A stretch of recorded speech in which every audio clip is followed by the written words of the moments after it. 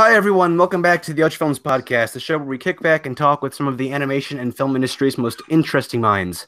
There's no co-host tonight, folks, but that's no small inconvenience. It's not going to stop me and my guys from having a good old time talking about the things that you folks like to tune in for. This evening, I'll be talking with Rubin. Now, Ron is a veteran Canadian-based voice actor. He's provided the chords for characters like Morph from XMen, the animated series, and Artemis from Sailor Moon.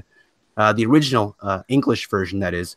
He's also been featured in the Beetlejuice animated series, as well as even playing one of the Care Bears, I hear. How are you doing, Ron? How is your evening going? Hey, Ezra, it's great to be here. Thank you for having me on the show. My evening is going wonderful. Thank you very much. Oh, you're welcome. And before we forget, folks, I just wanted to tell everybody that Ron teaches voice acting for anybody interested. For people of all sorts, he teaches voice acting for male and female. As well as producing animation demos. That's an unsolicited plug, but thank you very much. You can go to my website at ronrubinvoice.com. Now, Ron, tell me a bit about yourself. We're just going to get right in here. We don't have much time. Okay. But tell me about yourself and where you started in the animation industry or the film industry, wherever that began for you. I grew up in Winnipeg, and when I was going to university, I had a radio show, kind of a comedy radio show. So I started to establish characters and sound effects. And back then they didn't have a sound effect library. So if you had to, open a door or start a car or doing open champagne, I just started playing with my voice and establishing all sorts of characters and sound effects. I moved to Toronto quite a few years ago and started in stand-up comedy in Second City. And then, long story short, I started auditioning for animation. I think Beetlejuice was one of my first cartoons. Actually, I think it was Cops. Do you remember that?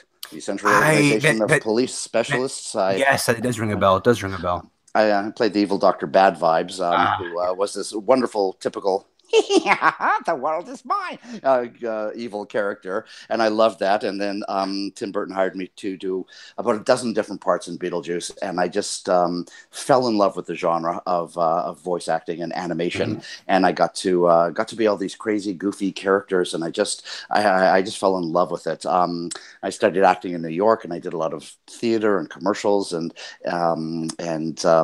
everything. But when I kind of got into the booth to do animation and voiceovers, I just fell in love with it, and it's been very good to me over the years. That's terrific. And what school was that you went to in New York? The Neighborhood Playhouse. Okay, all right.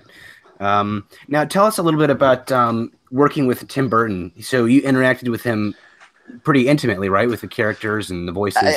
Yeah, he was there at the beginning, and then another director took over, Dan Hennessy, and a few other people were involved in the project. But I mean, back then I had no idea who. I mean, I knew who Tim Burton was, but I didn't realize the scope of what he was and what he had. Because that's right. Because that was back in the beginning. He had just done Beetlejuice, Batman. Hadn't even done Batman yet. No, he hadn't done Batman. This was back in the mid '80s, I think, or late '80s.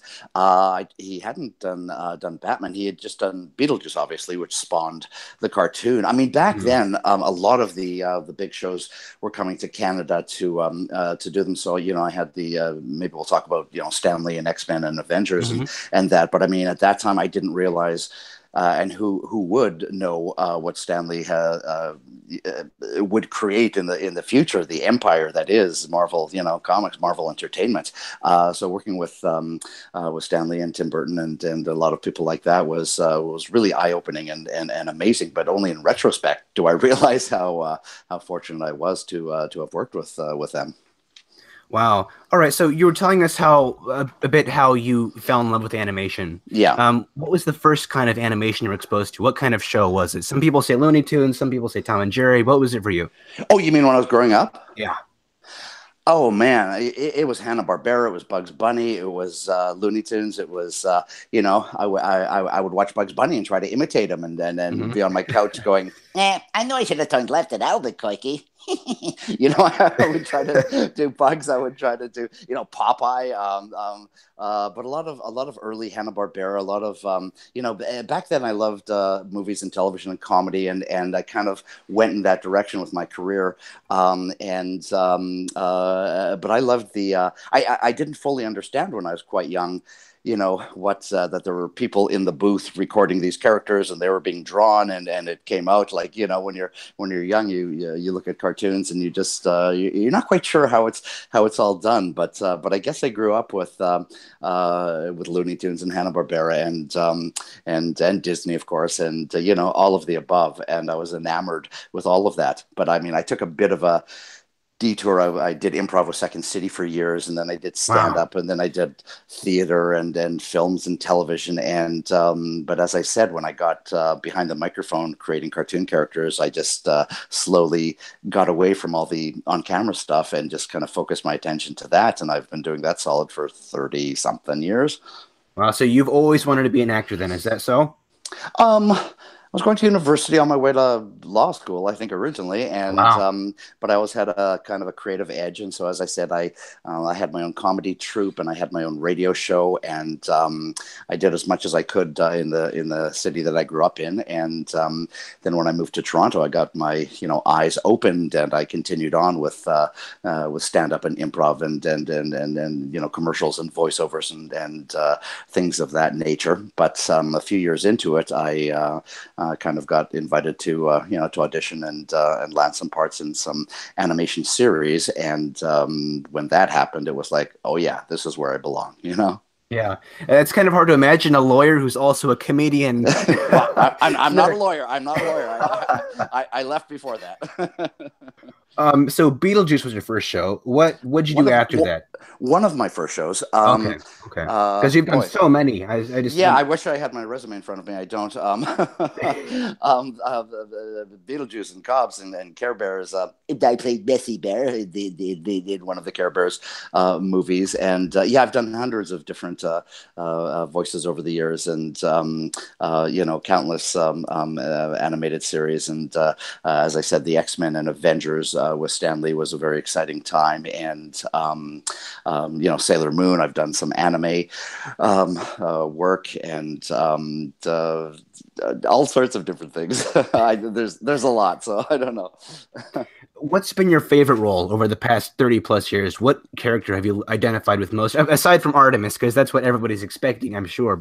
Oh, really? Well, Maybe, I don't know. it's funny. Artemis was, ironically, Artemis was kind of my natural voice. I love committing to a character and playing. I love evil villains. So whether it's Yeah. Don't we Master, all? Master Zox in Sidekicks, or what was the one we just talked about? Cops, the evil Dr. Bad Vibes. Those those kind of evil, masterminds that control the world. Those are really fun playing villains. And even on camera, a lot of actors kind of, really relish the villain part. And when they have to kind of play a normal scene just as themselves, it's kind of not quite as quite as interesting. So there's been a few cartoons. I mean, I was the lead in Police Academy. I played Lieutenant Mahoney, the Steve Guttenberg role, and I had to just use my own voice. And that was the hardest thing in the world. I find I don't know. Some actors are intimidated by doing cartoons, but very comfortable in their own voice. With me, it's kind of the opposite. I love creating the characters, and when I have to use my own voice, it's like, oh boy, really? What do I latch on to here? Yeah, sometimes it's almost easier, I'm sure, to listen to a different character voice than your own voice, right? Yeah, like when I teach animation, I try to teach my students to develop voices and recall voices and give them all, distinctive, laugh and a sound and a signature, all their own. And I love doing that and creating that when I create characters. If I just have to be me, then it's kind of odd. I'm probably much more comfortable, being something else or someone else than playing myself. So you mentioned Artemis. which was kind of my voice. I mean, it was interesting with Artemis of Sailor Moon. There's only two male leads in Sailor Moon, Tuxedo Mask and Artemis. And Yeah, that's true. yeah, a lot of the people have been. A lot of the roles were done by a few different people over the years and everything, but I played Artemis from day one for the original Cloverleaf English dub of the series. And I don't know, you're probably too young to remember this. Do you remember there used to be a TV show with Bruce Willis and Sybil Shepherd called Moonlighting, and Okay. they played detectives. And so my original, if you see the early Sailor Moons, I'm kind of very hyper and hey, come on, Luna, get off my back.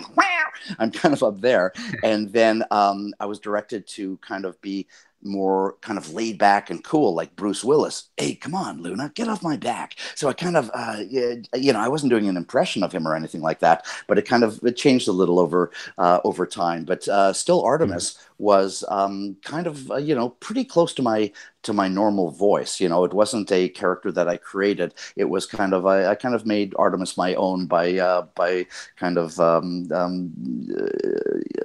using what I had naturally. I didn't want him to be too over the top or cartoony or a lot of the. It was a fabulous show, Sailor Moon, and empowered girls and women all over the globe. And it was the first real big crossover, from Japanese Mhm. anime to mainstream North America English markets. And Which I once think it some people forget most of the time, and that was one of the first ones that really just set the nail right up the Oh, absolutely. I mean, people don't quite realize the impact. Like when I do, Comic Cons or anime cons, it's amazing the people who grew up with watching Sailor Moon and now their daughters or sons, as well, and the impact it had on them. And so many fans of the show come up and say, "Oh my God, you were my childhood," and with all the different cartoons I did. But I mean, Sailor Moon was once again. We didn't realize that. It was just the 25th anniversary of Sailor Moon a few years ago. So it was like way back when, and when we were doing it, we had no idea. We were just dubbing. There's a few different types of animation. Original animation, which is Mhm. kind of what you see at the theaters or Saturday morning cartoons for the most part, or prime time, The Simpsons, Family Guy. The voice track is laid down first, and then the animators draw to the voices afterwards. But with Sailor Moon or anything dubbed in from another language, the picture is there. The characters are already drawn, so we have to actually voice to the lip movements, which is a whole different kind of a process. And it was our first time doing this sort of thing, and none of us had heard of Sailor Moon. And all these years later, there's a group of us, and we do Comic Cons or anime cons, like all over the place, and the reaction from the fans is just incredible. It had such a huge impact on so many people, and we did not realize at the time just how big that impact would be. Well, so you mentioned dubbing and everything, and I'm sure there are many people who are familiar with that. But you're talking about before Artemis, how he would kind of be hyper in the beginning, and then he got slower and more laid back over time. How did that work out with the dubbing, since the mouth movements and the lip movements are already there? Did they have to Well, change the script, or did you just find a different no, rhythm or something? it wasn't like I changed the character, too much. It was just a bit of the rhythm of him. When you're Okay. dubbing, they had the lines written across the screen. Back then, we used a method called Rhythmoband, and somebody painstakingly wrote out all of the dialogue, and you had to read Oh, it on the screen. So I think the performance suffers with dubbing in yeah. something as opposed to kind of acting it out and them drawing to it, which is the way it's usually done. Because apparently, it's easier for someone to draw to someone going than it is for you to actually match the movements. But it was Mhm. interesting because every different culture has a different way of speaking. So the Japanese, the mouth movements were originally done for the Japanese spoken word, and so much more rounded. And in English, it was or North American Western, it was a little different. So the words went across the screen, and you're reading it, and you haven't even seen the script yet. And basically, I think I had a little more energy in the earlier years, and maybe my voice was pitched a little higher. But very soon after, he kind of like calmed down a bit. But I still read the same words, and I still kind of had the intensity of Artemis throughout. But it was just a slight shift in attitude. Okay, wow. So now, Sailor Moon, and really, this goes for any animated show or most animated shows, as long as it's not Archer or something. So many animated shows have a lot of interesting writing, and Sailor Moon was no exception. And you do writing for animation, right? Or you write for animation? I've created a few animation projects that have been optioned out, and yeah, in the midst of negotiations with a few projects. So I have written for animation a little bit. Yeah. Now, I don't want you to spoil anything for us here of what you're currently working on. I'm not going to ask you about that, of course. But how is that? What kind of writing are you used to, and how does that compare to something like Sailor Moon or Beetlejuice? Well, it's all about the demographic. I mean, it's all about who your audience is. So one of the projects I'm working on is preschool. It's very kind of it's for younger kids, and it's a learning experience, and it's about animals who go on these magical journeys and discover things and learn lessons from it. If you're dealing with prime time, you have a little more leeway. The writers do with getting a little. As far as language is concerned and humor and everything, you get away with more in prime time, obviously in movies as well. But whether I'm acting or writing or teaching or whatever, it's you have to be very aware of the audience that you're trying to appeal to, and so if I'm going for a cartoon and I know it's for preschool for younger kids, then if you're playing an evil villain, you're not going to be quite as evil as you might be, for something else. Say an X-Men or a Marvel Comics, where you can kind of go over the top a little bit. And in writing, it's the same way. It's you're always conscious of the audience that you're trying to appeal to. And so you mentioned X-Men, and you played Morph in the X-Men. What was that like? Because he's kind of an interesting character, isn't he? He's not, the standard, superhero type. Well, Morph was very interesting. Actually, a book just came out, the definitive book on X-Men. It's called Previously on X-Men, which was always the intro to all the shows, and it was kind of resurrected the showrunner, the writer, kind of contacted me and a few other of the original cast members, and we did a lot of interviews in preparation for the book launch and everything like that. And he told me, well, first of all, Morph is kind of an odd character. His mutant power was to be able to metamorphosize himself into anything and anyone. But he was, if there's any X-Men purists out there listening, in the original comic books, he was modeled after the Changeling, or he was the Changeling.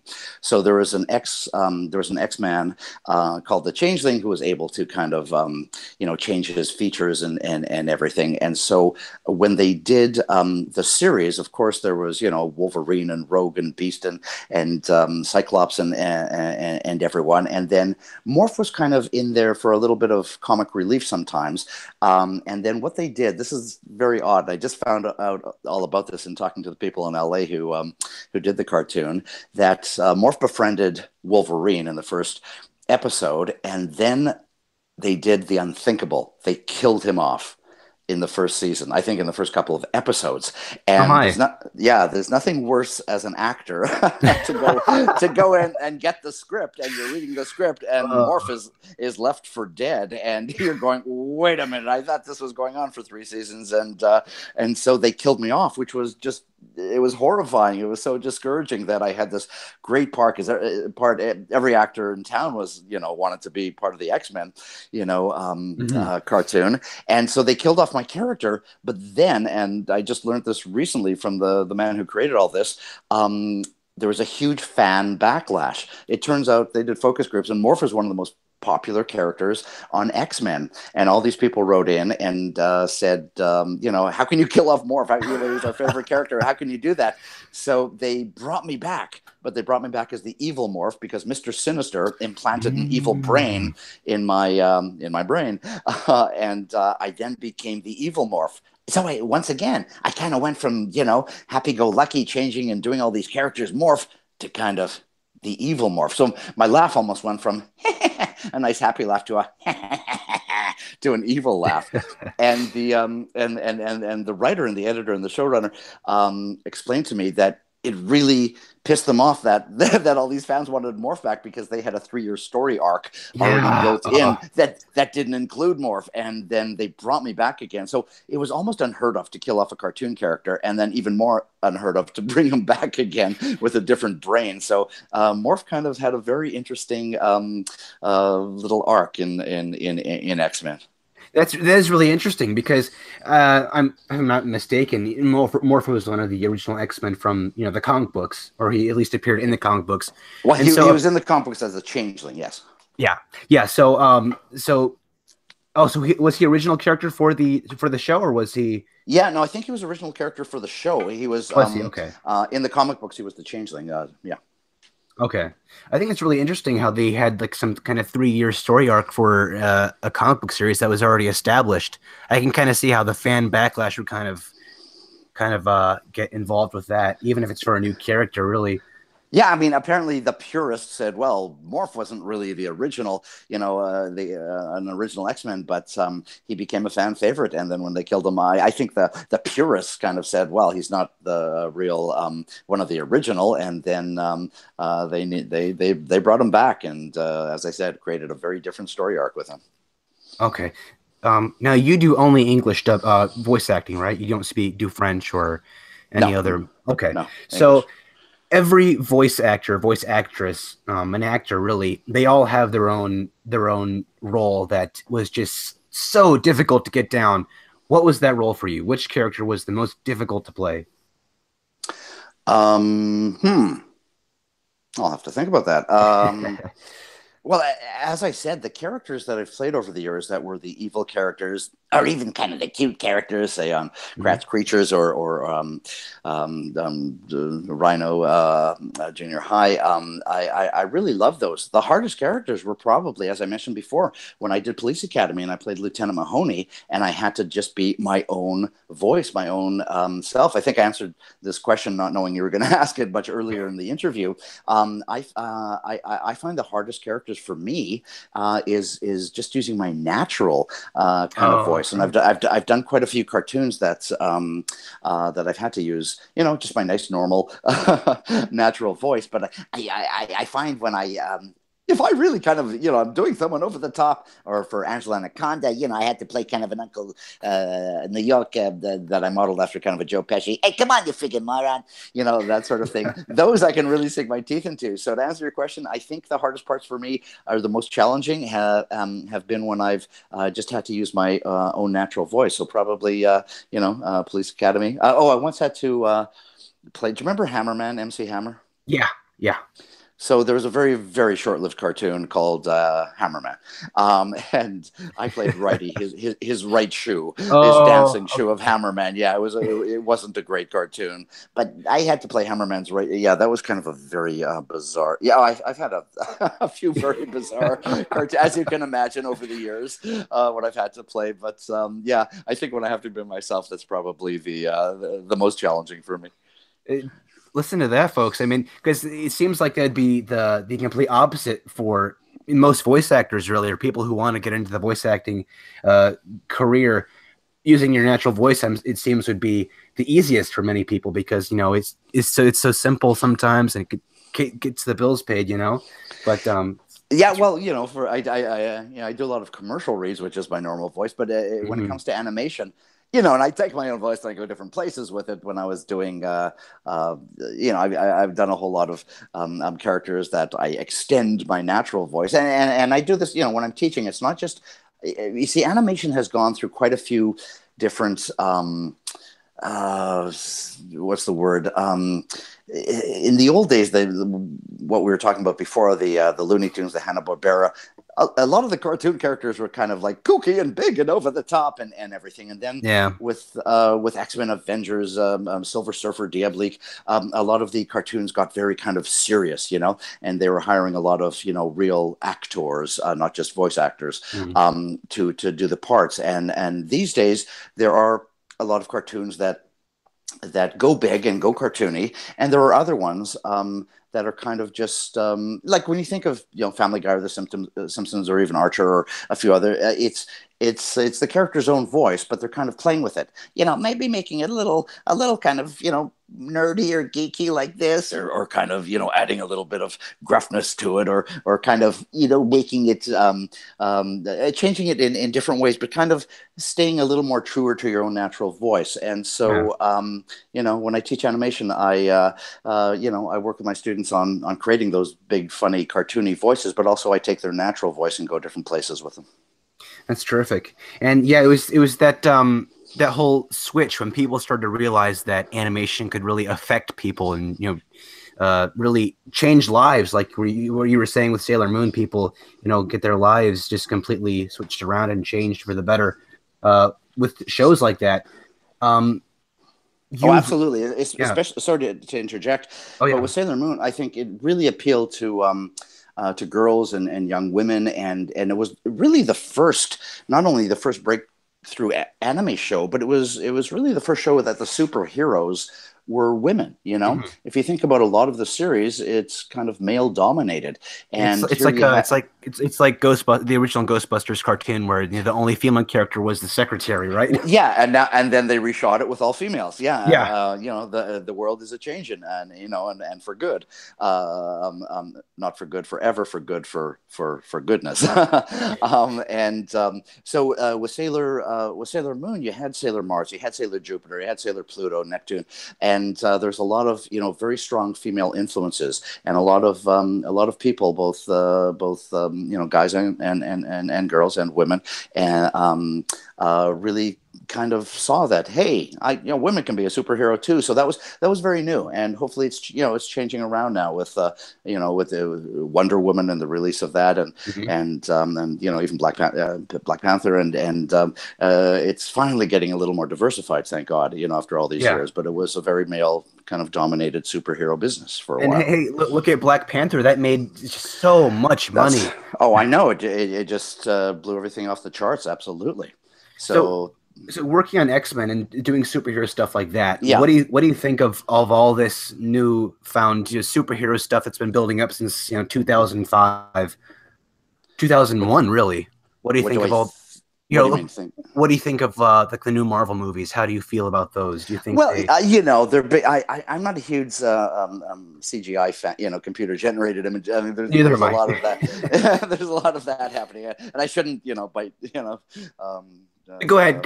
You can do. You can. No. It's because it's the industry I live in. But you're talking more on camera stuff. I mean, it's amazing. I mean, that seems to be. I mean, I love sci-fi and I love superheroes and comics and also all the the Lord of the Rings, the Harry Potter series, the everything. I'm just loving that. And it took a while, I guess, to get the mainstream into. I think a lot of people were interested in that, but now if you look at even all the sci-fi on TV and all the the different shows, the Star Trek wannabes and bees, they're out there. So what do I think of it? I mean, I think it's great. Although I think the market's getting a little glutted. Sometimes it is. It really is. Yeah, I mean, the new Avengers. It's got they keep bringing in new people and sometimes it gets a little busy. That's the exact word. Busy. That's the exact word. Yeah. So I mean, I love it. It's my business, and I'm not on screen doing it, but I sometimes get the chance to to voice the animation spin-offs or after the fact. So I don't have anything bad to say about it. That being said, it got very crowded and busy in that Hollywood, if there's one hit, they're going to do another and another and another, and try to replicate that. No, I love watching all those films on the big screen in Dolby and eating popcorn and going away on a fantasy, but some are better than others. That's definitely the truth. Now, what kind of stuff are you working on now? We're not going to wrap up the conversation quite yet, but what kind of stuff have you been? What kind of stuff have you been interested in now with your career? Well, I've been. What have I been doing lately? This year, as I said, I don't have my I don't have my IMDb in front of me. But the last few projects that I've worked on. One is called Mysticons, Okay. where I played a few different parts, and one was an evil general, and then I did some cute kind of. I did one called Zuzu Pets, and I played kind of a nervous kind of a professor, like that sort of thing. There's a cartoon called Captain Canuck, which is right now just webisodes. See, that's the other thing. The nature of the business is changing a bit. It used to all be episodes for TV, and now a lot of things, with all the social media platforms and everything, a lot of the shows are coming out, on the internet as webisodes.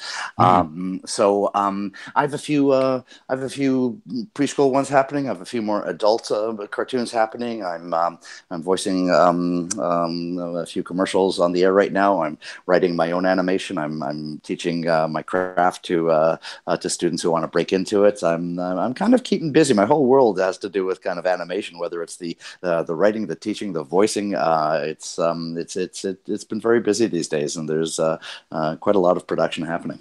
Oh well, if you love it, that's the place to be, right? Oh, you know what they say. If you find something you love, if you work at something you love, you don't. If you find a job you love, you never have to work a day in your life. And this is one of the few jobs that I've, it's people in our business. We're very fortunate. It's one of the few jobs that you actually want to work more at. So there's not many people in their professions that say, "Oh, I wish I could spend more time at the office." But with voice actors, it's like, no, I want that next series. I want that next commercial. And so. It's been very good to me. It's been wonderful. That's great. Now, this next question I have, it's going to be one of the last ones here before we wrap up. It's kind of a 2-in-1 because you do writing for animation, you make your own projects, and as all of us in the animation who are interested in animation know, that there are so many great Canadian cartoons that just don't ever really get out much, or at least in the States, they don't really become, they're not hits, so to speak. If there was one show that didn't quite make it all the way in America or somewhere else, which one would it have to be? Which one's your favorite out of that lot there? Geez, I'm not sure how to answer that question, to be honest with you. Because a lot of the series that I've worked on have kind of gone on to, to be shown in North America. I'm not even. It used to be. Because I lived in LA and I lived in New York and back a lot of decades ago, you actually had to go to places to be there in person. And now everything is just so accessible. So I've, when I'm doing shows, sometimes I do them here, yet they're kind of LA projects. I know I'm kind of avoiding your question because I'm trying to think of a. Oh, it's fine. It's kind of a.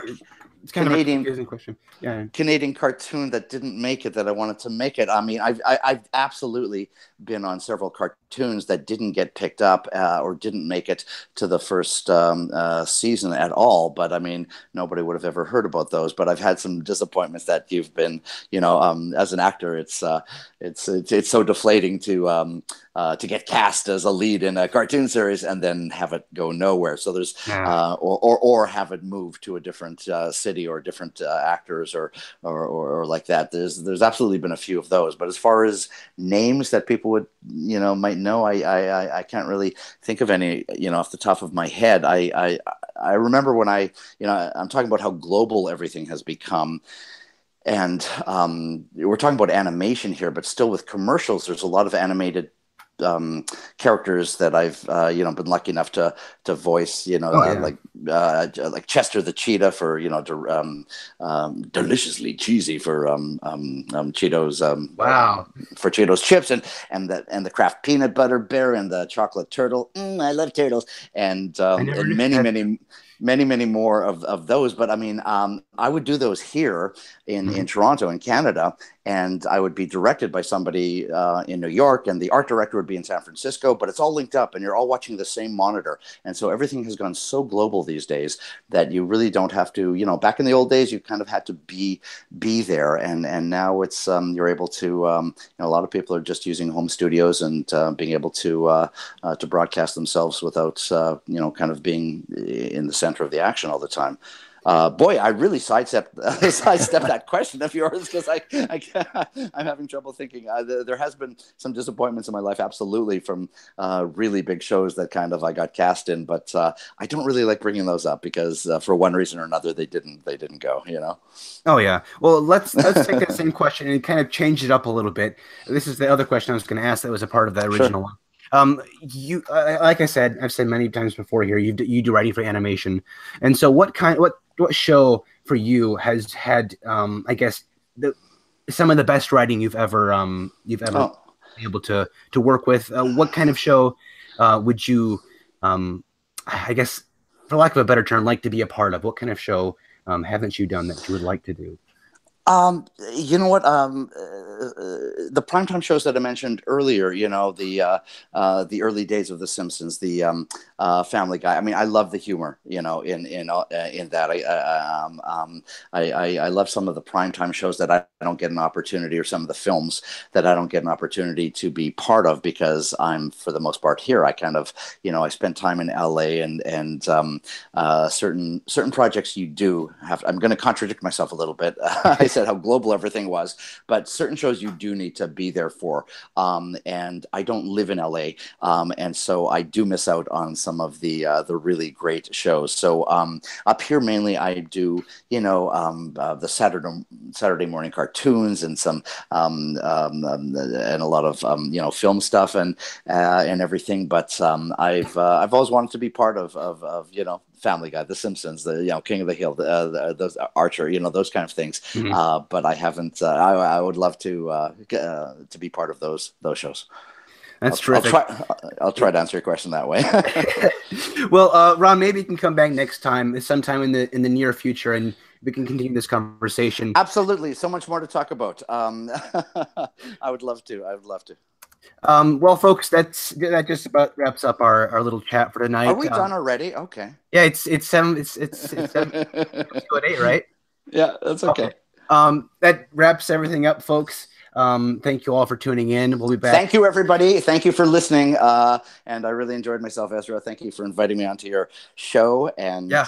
I really do appreciate that. And if people want any more information about me, I have a website, ronrubinvoice.com. You can check that out.